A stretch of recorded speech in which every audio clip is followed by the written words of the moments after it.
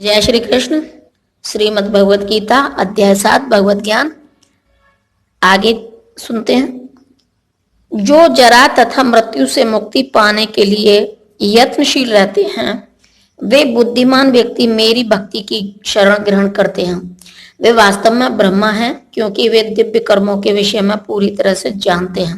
तात्पर्य, जन्म मृत्यु जरा तथा रोग इस भौतिक शरीर को सताते हैं, आध्यात्मिक शरीर को नहीं।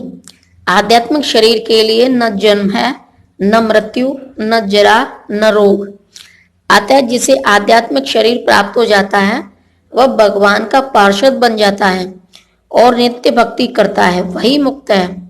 अहम ब्रह्मास्मि, मैं आत्मा हूं कहा गया है कि मनुष्य को चाहिए कि वह यह समझे कि मैं ब्रह्मा या आत्मा हूं।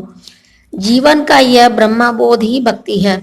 जैसा कि इस श्लोक में कहा गया है, शुद्ध भक्त ब्रह्मा पद पर आसीन होते हैं और वे दिव्य कर्मों के विषय में सब कुछ जानते रहते हैं। भगवान की दिव्य सेवा में रत रहने वाले 4 प्रकार के अशुद्ध भक्त हैं जो अपने अपने लक्ष्यों को प्राप्त करते हैं और भगवत कृपा से जब वे पूर्णतः कृष्ण भावना भावित हो जाते हैं तो परमेश्वर की संगति का लाभ उठाते हैं। किंतु देवताओं के उपासक कभी भी भगवत धाम नहीं पहुंच पाते। यहाँ तक कि अल्पज्ञ ब्रह्माभूत व्यक्ति भी कृष्ण के परम धाम गोलोक वृंदावन को प्राप्त नहीं कर पाते। केवल ऐसे व्यक्ति जो कृष्ण भावनामृत में कर्म करते हैं, माम आश्रितः यानी कि माम आश्रितः, वे ही ब्रह्मा कहलाने के अधिकारी होते हैं, क्योंकि वे सचमुच ही कृष्ण धाम पहुंचने के लिए प्रयत्नशील रहते हैं। ऐसे व्यक्तियों को कृष्ण के विषय में कोई भ्रांति नहीं रहती और वे सचमुच ब्रह्मा हैं। जो लोग भगवान की अर्चा यानी कि स्वरूप की पूजा करने में लगे रहते हैं या भवबंधन से मुक्ति पाने के लिए निरंतर भगवान का ध्यान करते हैं, वे भी ब्रह्मा अद्भुत आदि के तात्पर्य को समझते हैं, जैसा कि भगवान ने अगले अध्याय में बताया है। जो मुझ परमेश्वर को मेरी पूर्ण चेतना में रहकर मुझे जगत का, देवताओं का तथा समस्त यज्ञ विधियों का नियामक जानते हैं, वे अपनी मृत्यु के समय भी मुझ भगवान को जान और समझ सकते हैं। कृष्ण भावनामृत में कर्म करने वाले मनुष्य कभी भी भगवान को पूर्णतया समझने के पथ से विचलित नहीं होते। कृष्ण भावनामृत के दिव्य सानिध्य से मनुष्य यह समझ सकता है कि भगवान किस तरह भौतिक जगत तथा देवताओं तक के नियामक हैं। धीरे धीरे ऐसी दिव्य संगति से मनुष्य का भगवान में विश्वास बढ़ता है। अतः मृत्यु के समय ऐसा कृष्ण भावना भावित व्यक्ति कृष्ण को कभी बुला नहीं पाता। अतः वह सहज ही भगवत धाम गोलोक वृंदावन को प्राप्त होता है। यह 7वां अध्याय विशेष रूप से बताता है कि कोई किस प्रकार से पूर्णतया कृष्ण भावना भावित हो सकता है। कृष्ण भावना का शुभारंभ ऐसे व्यक्तियों के सानिध्य से होता है जो कृष्ण भावना भावित होते हैं।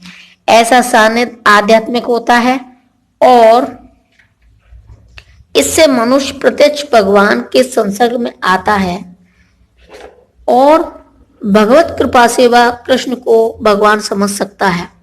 साथ ही वह जीव के वास्तविक स्वरूप को समझ सकता है और यह समझ सकता है कि किस प्रकार जीव कृष्ण को बुलाकर भौतिक कार्यों में उलझ जाता है।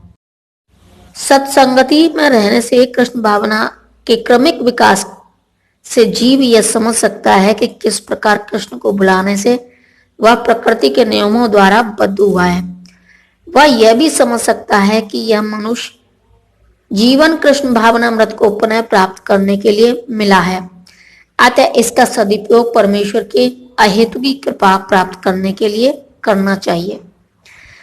इस अध्याय में जिन अनेक विषयों की विवेचना की गई है वे हैं दुख में पड़ा हुआ मनुष्य, जिज्ञासु मानव, अभावग्रस्त मानव, ब्रह्मा ज्ञान, परमात्मा ज्ञान, जन्म मृत्यु तथा रोग से मुक्ति एवं परमेश्वर की पूजा। किंतु जो व्यक्ति वास्तव में कृष्ण भावनामृत को प्राप्त है वह विभिन्न विधियों की परवाह नहीं करता।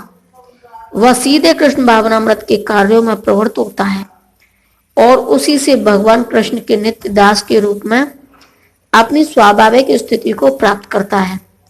ऐसी अवस्था में शुद्ध भक्ति में परमेश्वर के श्रवण तथा गुणगान में आनंद पाता है।